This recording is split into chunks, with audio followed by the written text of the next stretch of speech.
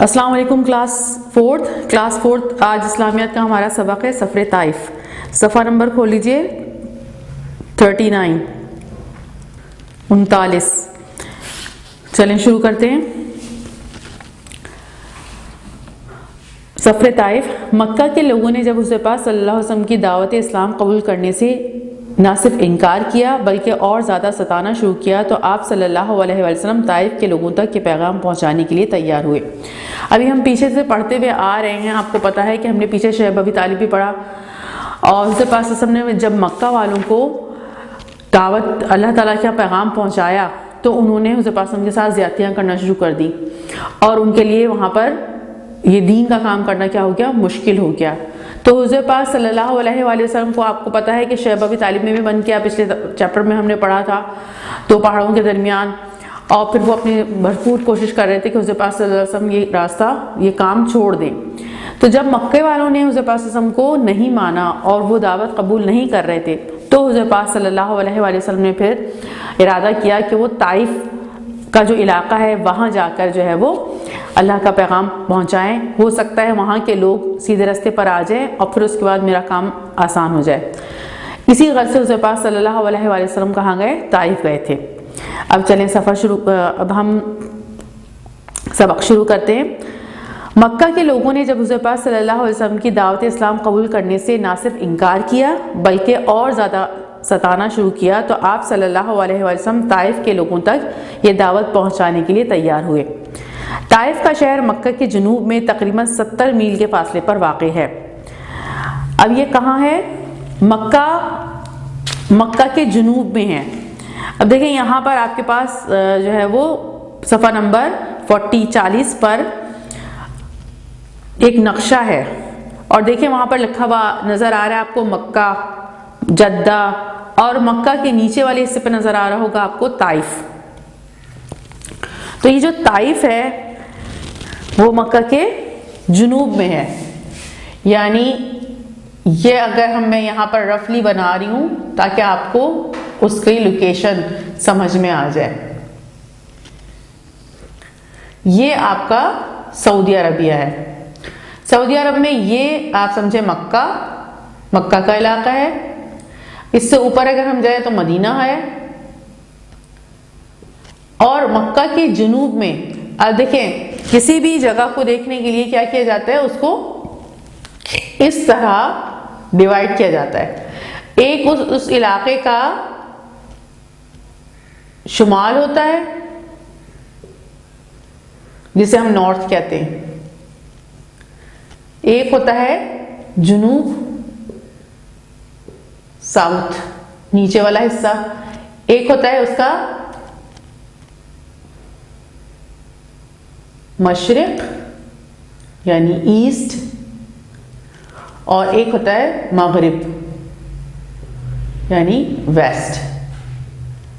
اب آپ سمجھیں مکہ یہاں مکہ کے جنوب میں یعنی نیچے کی طرف, مکہ کے نیچے کی طرف یہاں پر دیکھیں ایک تو ڈائریکٹلی نیچے, یہاں سے تھوڑا سا سائیڈ میں ہو کے طائف کا علاقہ تھا اور مکہ سے کتنے میل کے فاصلے پر تھا؟ 70 میل کے فاصلے پر.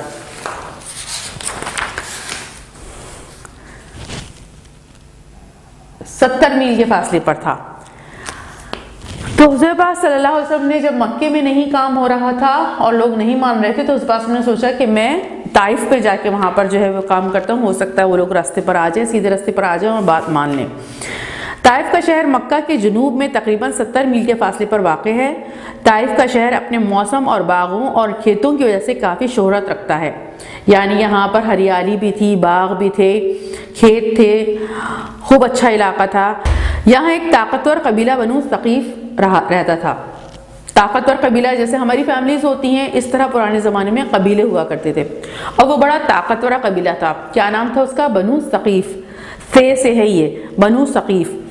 طائف کے 3 بڑے مشہور سردار تھے, ابیالیل, مسعود اور حبیب, جو آپس میں بھائی بھی تھے. یہ 3 بڑے بڑے سردار تھے. یعنی جیسے کسی جو ہے فیملی کا کوئی بہت بڑا ہوتا ہے اور اس کی سب بات مانتے ہیں تو اس طرح یہاں پر جو تھے وہ 3 سردار تھے اور ان کی بات مانی جاتی تھی، ان کی ویلیو تھی۔ وہ کون تھے؟ ابو جہل اور مسعود اور حبیب۔ آپ صلی اللہ علیہ وسلم اس سفر میں اپنے آزاد کردہ غلام حضرت زید بن حارثہ رضی اللہ عنہ کو اپنے ساتھ لے گئے۔ حضور پاک صلی اللہ علیہ وآلہ وسلم کے پاس ایک غلام تھے، ان کا نام تھا حضرت زید بن حارثہ۔ یہ بچپن میں کہیں اغوا ہو گئے تھے، پھر اس کے بعد حضرت خدیجہ رضی اللہ عنہ جو حضور پاک صلی اللہ علیہ وسلم کی زوجہ تھیں، بیوی تھیں، ان کے پاس یہ آئے، پھر حضور پاک صلی اللہ علیہ وسلم نے جو ہے وہ انہیں آزاد کر کے اپنا بیٹا بنا لیا تھا۔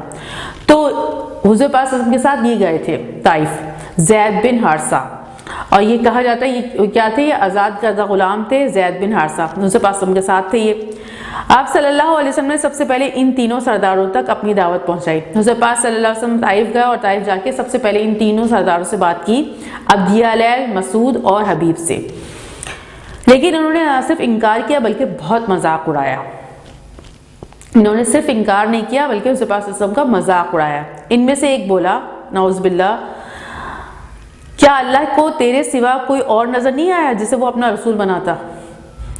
یعنی حضور پاک صلی اللہ علیہ وسلم کو انہوں نے اس انداز کی بات کہی، کیونکہ ظاہر ہے حضور پاک صلی اللہ علیہ وآلہ وسلم وہ جو آج ویلیو ہمارے یہاں آج بھی کیا ہے، جس کے پاس پیسہ ہے، گاڑیاں ہیں اور نوکر ہیں، چاکر ہیں اور بہت زیادہ گارڈز ہیں، تو وہ سمجھتے ہیں کہ وہ بہت ویلیویبل لوگ ہیں، لیکن اللہ کی نظر میں تو کون ویلیویبل ہے؟ وہ جو بہت زیادہ نیک ہے اور اللہ تعالیٰ کے بتائے ہوئے راستے پر چلنے کی کوشش کرتے ہیں۔ اور انبیاء تو دنیا کے تمام لوگوں سے سب سے بہترین لوگ ہیں، لیکن کیا ہے کہ جو لوگ گندے ہو چکے ہوتے ہیں اور دنیا کی محبت جن کے دلوں میں بیٹھ چکی ہوتی ہے، وہ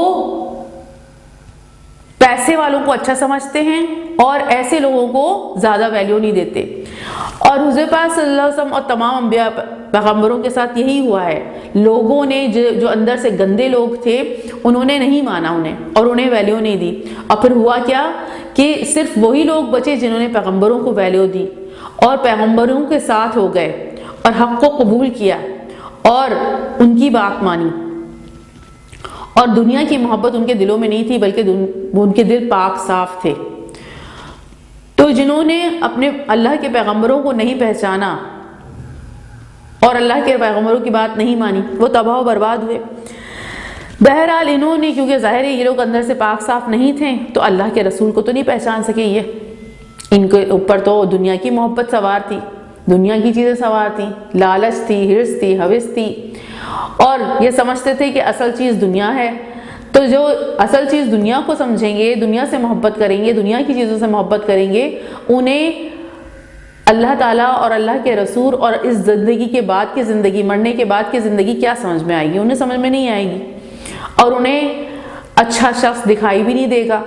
تو یہی ہوا، حضور پاک صلی اللہ علیہ وسلم کی اچھی باتیں اور حضور پاک صلی اللہ علیہ وسلم کا کردار، حضور پاک صلی اللہ علیہ وآلہ وسلم کی اتنی زبردست قسم کی اچھائی انہیں نظر ہی نہیں آئی، جیسے ابو جہل کو نظر نہیں آئی، ابو لہب کو نظر نہیں آئی، اور وہ نقصان میں گئے، جہنم واصل ہوئے، بدر میں جنگوں میں مارے گئے۔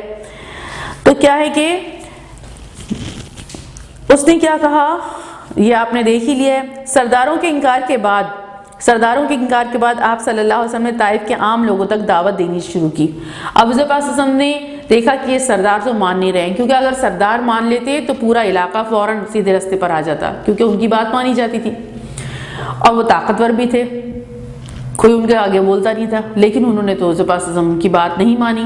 تو حضور پاک صلی اللہ علیہ وسلم نے جو عام لوگ تھے انہیں دعوت دینا شروع کی۔ اب جب حضور پاک صلی اللہ علیہ وسلم نے انہیں دعوت دینا شروع کی تو ان سرداروں کو خطرہ محسوس ہوا کہ کہیں عام لوگ حضور پاک صلی اللہ علیہ وسلم کی دعوت سے متاثر نہ ہو جائیں، کیونکہ وہ حق بات کہہ رہے ہیں، اور اگر انہوں نے بات مان لی ہماری عوام نے تو یہ ہماری کہاں مانیں گے، ہماری تو نہیں مانیں گے، ہمارے سے ادب کر نہیں رہیں گے اور یہ ہم سے اوپر ہو جائیں گے۔ تو کیا ہوا کہ وہ ان کو یہ خطرہ محسوس ہوا کہ کہیں یہ حضور پاک صلی اللہ علیہ وسلم کی بات مان نہ لیں، اس لیے انہوں نے شہر کے آوارہ اور شرارتی لڑکوں کو آپ صلی اللہ علیہ وسلم کے پیچھے لگا دیا۔ انہوں نے آپ صلی اللہ علیہ وسلم پر بھپتیاں کسی اور پتھر برسائے۔ بھپتی کہتے ہیں مزاحیہ طنز کرنا، فقرے بازی کرنا، جملے مارنا۔ تو انہوں نے بھپتیاں بھی کسی حضور پاک صلی اللہ علیہ وسلم پر اور پتھر برسائے۔ آپ صلی اللہ علیہ وسلم شدید زخمی ہو گئے اور آپ صلی اللہ علیہ وسلم کا جسم لہو لہان ہو گیا۔ لہو لہان کا مطلب کیا ہوتا ہے؟ خونم خون ہو گیا۔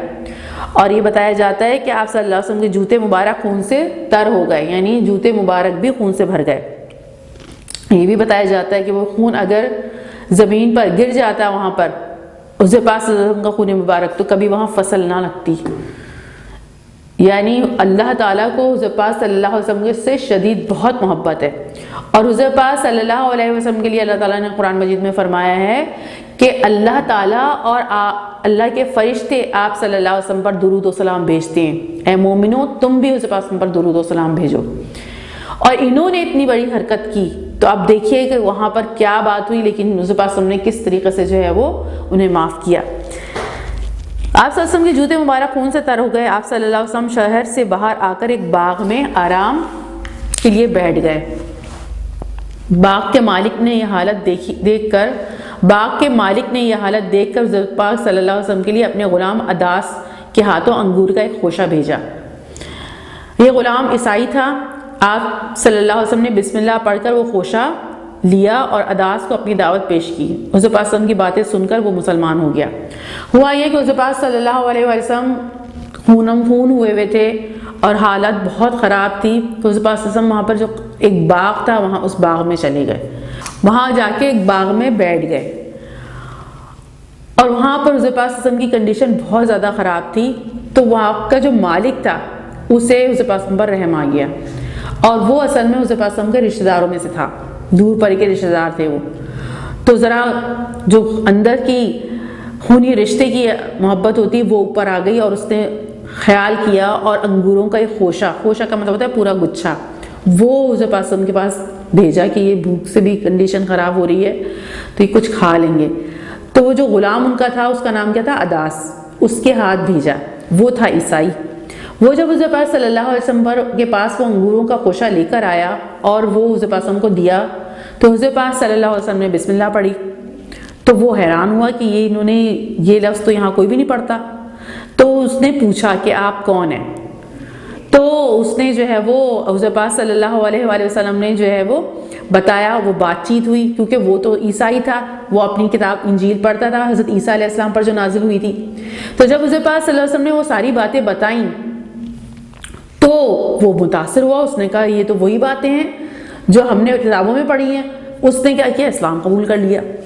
تو بہرحال اس کی تو ہدایت کا راستہ کھل گیا، وہ غلام جو ہے وہ کیا ہو گیا؟ مسلمان ہو گیا۔ حضور پاک صلی اللہ علیہ وسلم جب طائف سے واپس ہو رہے تھے تو راستے میں حضرت جبرائیل علیہ السلام آپ کی خدمت میں حاضر ہوئے اور عرض کی کہ اللہ کے رسول صلی اللہ علیہ وسلم پہاڑوں کا فرشتہ حاضر ہے، اگر آپ چاہیں تو یہ فرشتہ طائف والوں کو دونوں پہاڑوں کے درمیان پیس کر تباہ کر دے۔ یعنی اتنی زیادہ انہوں نے سرکشی دکھائی اور آپ صلی اللہ علیہ وسلم کے ساتھ ایسا سلوک کیا ہے، تو حضرت جبرائیل علیہ السلام ایسا سلوک کیا ہے تو یہ پہاڑوں کا فرشتہ میرے ساتھ ہے۔ حضرت جبرائیل علیہ السلام نے فرمایا آپ اسے حکم دیں، یعنی اللہ تعالیٰ نے بھیجا تھا فرشتوں کو، تو حضرت جبرائیل علیہ السلام نے فرمایا کہ یہ پہاڑوں کا فرشتہ ہے، آپ اسے حکم دیں تو ان دونوں پہاڑوں کو یہ ملا دیں، اور جو لوگ یہاں پر ہیں اور جنہوں نے آپ کی تکذیب کی ہے، آپ کو جھٹلایا ہے اور آپ کے ساتھ یہ سب سلوک کیا ہے، تو وہ انہیں سرما بنا دیں اور انہیں تباہ و برباد کر دیں۔ لیکن آپ صلی اللہ علیہ وسلم کیسے تھے دیکھیے، آپ صلی اللہ علیہ وسلم نے فرمایا نہیں، مجھے امید ہے کہ یہ نہیں تو ان کی اولاد میں سے ایسے لوگ پیدا ہوں گے جو اللہ تعالیٰ کو مانیں گے اور اسی کی عبادت کریں گے۔ حضور پاک صلی اللہ علیہ وسلم نے منع کر دیا، حالانکہ حضور پاک صلی اللہ علیہ وسلم اگر حکم دیتے تو وہ فرشتہ آ گیا تھا کہ آپ حکم دے تو ان کو تباہ و برباد کر دیا جائے، لیکن حضور پاک صلی اللہ علیہ وسلم کے اندر وہ رحمت للعالمین ہے۔ حضور پاک صلی اللہ علیہ وسلم کے لیے اللہ تعالیٰ نے قرآن مجید میں فرمایا کہ آپ رحمت للعالمین ہیں۔ حضور پاک صلی اللہ علیہ وسلم تو تمام جہان والوں کے لیے کیا ہے؟ رحمت ہے۔ اتنے برے سلوک کے باوجود حضور پاک صلی اللہ علیہ وسلم نے انہیں کیا کیا؟ معاف کر دیا، اور آپ صلی اللہ علیہ وسلم نے ان کے لیے دعا فرمائی کہ اے اللہ انہیں ہدایت فرما کہ یہ بے سمجھ ہے، یہ سمجھ نہیں رہے حقیقت کو، یہ بے سمجھ ہیں، انہیں ہدایت عطا فرما۔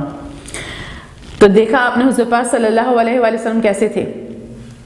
حضور پاک صلی اللہ علیہ وسلم کے ساتھ کوئی زیادتی بھی کرتا تھا تو حضور پاک صلی اللہ علیہ وسلم کا رویہ اس کے ساتھ کیسا ہوتا تھا؟ حضور پاک صلی اللہ علیہ وسلم اس کے لیے دعا کرتے تھے، اور حضور پاک صلی اللہ علیہ وسلم ان کے لیے برا نہیں چاہتے تھے، حضرت پاک صلی اللہ علیہ وسلم نے کبھی کسی کے لیے برا نہیں چاہا. یہ تھا حضرت پاک صلی اللہ علیہ وسلم کا کردار.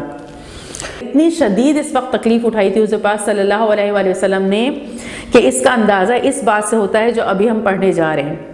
ایک بار سیدہ عائشہ رضی اللہ عنہا جو حضرت پاک صلی اللہ علیہ وسلم کی زوجہ تھیں، بیوی تھیں، نے حضرت پاک صلی اللہ علیہ وسلم سے پوچھا کہ کیا آپ کی زندگی میں جنگ احد سے بھی زیادہ مشکل وقت آیا ہے؟ کیونکہ جنگ احد میں بڑا نقصان ہوا تھا. حضرت پاک صلی اللہ علیہ وسلم کے اوپر ایسا وار مارا تھا کافروں سے کہ حضرت پاک صلی اللہ علیہ وسلم کی یہ جو چیک بون ہے، یہ والی ہڈی ہے، یہاں سے اس پر تلوار پڑی تھی اور خون مبارک کی فوارے نکل پڑے تھے، اور حضرت پاک صلی اللہ علیہ وسلم پر بے ہوشی بھی طاری ہو گئی تھی. 2 دندان مبارک بھی شہید ہو گئے تھے. تو بہت، اور پورا چہرہ حضرت پاک صلی اللہ علیہ وسلم کا چہرہ مبارک جو ہے وہ خون سے بھر گیا تھا. یہ جنگ احد میں ہوا تھا حضرت پاک صلی اللہ علیہ وسلم کے ساتھ. تو اور پھر 70 صحابہ بھی شہید ہوئے تھے، جس میں حضرت پاک صلی اللہ علیہ وسلم کے سگے چچا حضرت حمزہ رضی اللہ عنہ شہید ہو گئے تھے. تو بہت زبردست قسم کی تکلیف تھے، مراحل تھے جنگ احد میں. تو اسی حوالے سے حضرت عائشہ رضی اللہ عنہا نے پوچھا حضرت پاک صلی اللہ علیہ وسلم سے، حضرت پاک صلی اللہ علیہ وسلم آپ کی زندگی میں جنگ احد سے بھی زیادہ کوئی مشکل وقت آیا ہے؟ آپ صلی اللہ علیہ وسلم نے فرمایا تمہاری قوم نے مجھے بہت اذیتیں دی ہیں، لیکن سب سے زیادہ سخت تکلیف مجھے طائف کے سفر میں دی گئی. یعنی حضرت پاک صلی اللہ علیہ وسلم نے فرمایا کہ سب سے زیادہ تکلیف مجھے طائف کے سفر میں دی گئی. طائف میں حضرت پاک صلی اللہ علیہ وسلم اکیلے تھے اور ان کے ساتھ صرف اور صرف ان کے وہ غلام، آزاد کردہ غلام تھے. اور حضرت پاک صلی اللہ علیہ وسلم کو اس وقت شدید دکھ اور تکلیف تھا. حضرت پاک صلی اللہ علیہ وسلم کے پاس اللہ تعالیٰ کا صرف سہارا تھا، دنیاوی کوئی سہارا نہیں تھا. کوئی حضرت پاک صلی اللہ علیہ وسلم کو مان نہیں رہا تھا. اپنے سگے لوگ حضرت پاک صلی اللہ علیہ وسلم کے ساتھ زیادتیاں کر رہے تھے اور نہیں مان رہے تھے. اور اس وقت جو لڑکوں نے، شرارتی لڑکوں اور آوارہ لڑکوں نے اور سرداروں نے حضرت پاک صلی اللہ علیہ وسلم کے ساتھ جو سلوک کیا تھا، اس میں حضرت پاک صلی اللہ علیہ وسلم کو شدید دکھ اور تکلیف ہوئی تھی. تو حضرت پاک صلی اللہ علیہ وسلم نے یہی فرمایا کہ تمہاری قوم نے مجھے بہت اذیتیں دی ہیں، لیکن سب سے زیادہ سخت تکلیف مجھے طائف کے سفر میں دی گئی. اس سفر کے واقعے سے معلوم ہوا کہ حضرت پاک صلی اللہ علیہ وسلم کو اپنی امت کے ساتھ کتنی محبت تھی اور انہوں نے اس دین کی دعوت پہنچانے کے لیے کتنی مصیبتیں اٹھائیں. تو آپ نے دیکھا حضرت پاک صلی اللہ علیہ وسلم نے کیسی کیسی تکلیفیں اٹھائی ہیں. پیچھے ہم نے شعیب ابی طالب بھی پڑھا ہے، اور جنگ احد کا بھی ابھی میں نے تھوڑا بہت آپ کو بتایا، کیونکہ ابھی آپ اور آگے پڑھیں گے سارے مراحل تو ہم دیکھیں گے کہ حضرت پاک صلی اللہ علیہ وسلم نے کتنی تکلیفوں سے یہ دین اسلام ہم تک پہنچایا ہے، یہ قرآن اللہ کا پیغام ہم تک پہنچایا ہے. اور حضرت پاک صلی اللہ علیہ وسلم سب سے زیادہ حقدار ہیں کہ دنیا میں سب سے زیادہ محبت حضرت پاک صلی اللہ علیہ وسلم کی جائے، تبھی ہر ایک کا ایمان، ہم مسلمانوں کا ایمان مکمل ہوتا ہے. حضرت پاک صلی اللہ علیہ وسلم نے فرمایا تمہارا ایمان جب تک مکمل نہیں ہوگا جب تک کہ میں تمہیں تمہارے ماں باپ، تمہارے بہن بھائیوں اور سب سے دنیا میں سب سے زیادہ عزیز نہ ہو جاؤں. سب سے زیادہ محبت حضرت پاک صلی اللہ علیہ وسلم سے ہونی چاہیے، جنہوں نے ہمیں اللہ کا پیغام پہنچایا جس سے ہماری دنیا اور آخرت دونوں سنوریں گی، اور اتنی تکالیف اٹھا کر ہم تک اللہ کا پیغام پہنچایا ہے. اب دیکھیں سبق کا خلاصہ. حضرت پاک صلی اللہ علیہ وسلم کی دعوت اسلام کو قریش مکہ نے قبول کرنے سے انکار کر دیا، تو آپ صلی اللہ علیہ وسلم دعوت کے لیے ایک نئے علاقے کے لوگوں کی طرف متوجہ ہوئے. دعوت دین کا کام کرنے والوں کو چاہیے کہ اگر ایک علاقے کے لوگ بات نہیں مان رہے ہیں تو دوسرے علاقے کی طرف متوجہ ہو جانا چاہیے اور نئی راہیں تلاش کرنی چاہیے. یعنی جب کوئی شخص دعوت دین کا کام کر رہا ہے، اللہ کا پیغام دوسروں تک پہنچا رہا ہے اور وہ مان نہیں رہے، تو اور لوگ بھی موجود ہیں، انہیں بھی دعوت دی جائے اور اپنی سی بھرپور کوشش کی جائے کہ کسی بھی طریقے سے اللہ تعالیٰ کا پیغام جو ہے وہ دوسروں تک پہنچے اور زیادہ سے زیادہ لوگ دین کی طرف آ جائیں، تاکہ جب بہت سارے لوگ دین کی طرف آ جائیں اور اللہ کی بات ماننے لگیں تو پھر پوری ہماری نظام زندگی دین کے مطابق ہو جائے، اللہ اور اللہ کے رسول کے مطابق ہو جائے. جیسے قرآن میں تمام زندگی گزارنے کے اصول بتائے گئے ہیں، پوری زندگی ہماری اس مطابقت سے ہو جائے. لیکن کیسے ہوگی؟ جب تک کہ زیادہ سے زیادہ لوگ اللہ کی بات ماننے کی طرف نہیں آ جائیں گے اور زیادہ سے زیادہ لوگوں کو اللہ تعالیٰ کا پیغام نہیں پہنچ جائے گا. تو ہمیں اپنی سے بھرپور کوشش کرنی ہے. اسی لیے حضرت پاک نے فرمایا بلغوا انی ولو آیۃ، ایک ہی آیت ہو تمہارے پاس دوسروں تک پہنچا دو، یعنی اللہ کا پیغام دوسروں تک پہنچاؤ، اچھی بات دوسروں تک پہنچاؤ. یہ ہمیں حضرت پاک نے بھی فرمایا. اور قرآن مجید میں بھی اللہ تعالیٰ نے فرمایا کہ کنتم خیر امۃ اخرجت للناس تأمرون بالمعروف وتنہون عن المنکر وتؤمنون باللہ، تم بہترین امت ہو جو لوگوں کو نیکی کا حکم دیتے ہو، برائیوں سے روکتے ہو اور اللہ پر ایمان رکھتے ہو۔ تو تاکہ جس طرح حضور پاک صلی اللہ علیہ وسلم نے دوسروں تک اللہ کا پیغام پہنچایا ہے، تو یہ ہماری بھی ذمہ داری بنتی ہے کہ اب وہ کام ہم نے کرنا ہے۔ حضور پاک صلی اللہ علیہ وسلم اب یہ کام ہمیں دے کر گئے ہیں۔ یہ اب آپ آگے سارے سبق پڑھیں گے تو آخری حجۃ الوداع تھا حضور پاک صلی اللہ علیہ وسلم نے جو اپنی اس دنیا سے جانے سے پہلے یہ کام امت کے ذمے دے کے گئے ہیں کہ آپ نے اب یہ کام جو ہے وہ دوسروں تک پہنچانا ہے۔ چلیے اب مشق دیکھتے ہیں، متزل سوالات کے جوابات دیں۔ سب سے پہلا سوال کیا ہے؟ حضور پاک صلی اللہ علیہ وسلم نے طائف جا کر طائف جا کر تبلیغ کرنے کا فیصلہ کیوں کیا؟ ظاہر ہے یہاں دیکھیں آپ، حضور پاک صلی اللہ علیہ وسلم نے جب مکے کے لوگوں نے جب حضور پاک صلی اللہ علیہ وسلم کی دعوت اسلام قبول کرنے سے انکار کر دیا اور بلکہ نہ صرف انکار کیا بلکہ ستایا، تو آپ صلی اللہ علیہ وسلم نے طائف جا کر تبلیغ کرنے کا فیصلہ کیا۔ طائف کے سفر میں حضور پاک صلی اللہ علیہ وسلم کے ساتھ دوسرے کون تھے؟ اب یہ آپ نے خود کرنا ہے۔ دوسرے کون تھے؟ دوسرے کون کی جگہ آپ نے کیا لکھنا ہوگا؟ ان کا نام لکھنا ہوگا۔ اس کے بعد طائف کے سرداروں کے نام بتائیے۔ طائف کے سرداروں کے نام مندرجہ ذیل ہیں اور پھر اس کے بعد ان کے نام آپ نے خود لکھنے ہیں۔ آپ نے سبق پڑھا ہے اور پھر ایک دفعہ اور پڑھیے گا تو آپ کو یہ نام جو ہے وہ یاد ہو جائیں گے۔ طائف والوں نے حضور پاک صلی اللہ علیہ وسلم کے ساتھ کیا سلوک کیا؟ طائف کے سرداروں نے کیا کیا تھا؟ طائف والوں نے حضور پاک صلی اللہ علیہ وسلم کے ساتھ طائف کے سرداروں نے حضور پاک صلی اللہ علیہ وسلم کا بہت مذاق اڑایا اور حضور پاک صلی اللہ علیہ وآلہ وسلم پر کی بات نہیں مانی، حضور پاک صلی اللہ علیہ وسلم کا بہت مذاق اڑایا اور وہاں کے جو آوارہ اور شرارتی لڑکے تھے انہیں حضور پاک صلی اللہ علیہ وسلم کے پیچھے لگا دیا اور انہوں نے حضور پاک صلی اللہ علیہ وسلم پر بھپتیاں کسیں اور پتھر برسائے اور حضور پاک صلی اللہ علیہ وآلہ وسلم کو زخمی اور لہولہان کر دیا۔ یہ سارا آپ لکھیے گا۔ اور حضور پاک صلی اللہ علیہ وسلم نے طائف والوں کے لیے کیا دعا کی؟ حضور پاک صلی اللہ علیہ وسلم نے طائف والوں کے لیے دعا کی اور پھر اس کے بعد وہ دعا لکھیے گا، اے اللہ انہیں ہدایت فرما، یہ بے سمجھ ہیں۔ پھر اس کے بعد خالی جگہیں پر کریں۔ یہ تو آپ نے اب خود کرنی ہوں گی، ایک دفعہ سبق اور پڑھ لیجئے گا تو پھر آپ کو یہ جو ہے وہ آپ آرام سے جو ہے وہ کر سکتے ہیں۔ سوال نمبر 2، 3، 4 یہ آپ نے خود کرنا ہوگا، اور اگر آپ کی کتاب صاف ستھری ہے اس پہ نشانات نہیں ہیں تو بک پہ کر لیجئے گا، مس بک ہی پہ چیک کر لیں گی، اور اگر آپ کی کتاب پرانی ہے اس پہ نشانات ہیں تو یہ سارا کام سوال نمبر 2، 3 اور 4 اپنی کاپی پہ ہی اتار لیجئے گا اور پھر اس پہ کیجئے گا، اس پر آپ کا کام جو ہے چیک کر لیں گی۔ السلام علیکم ورحمۃ اللہ وبرکاتہ۔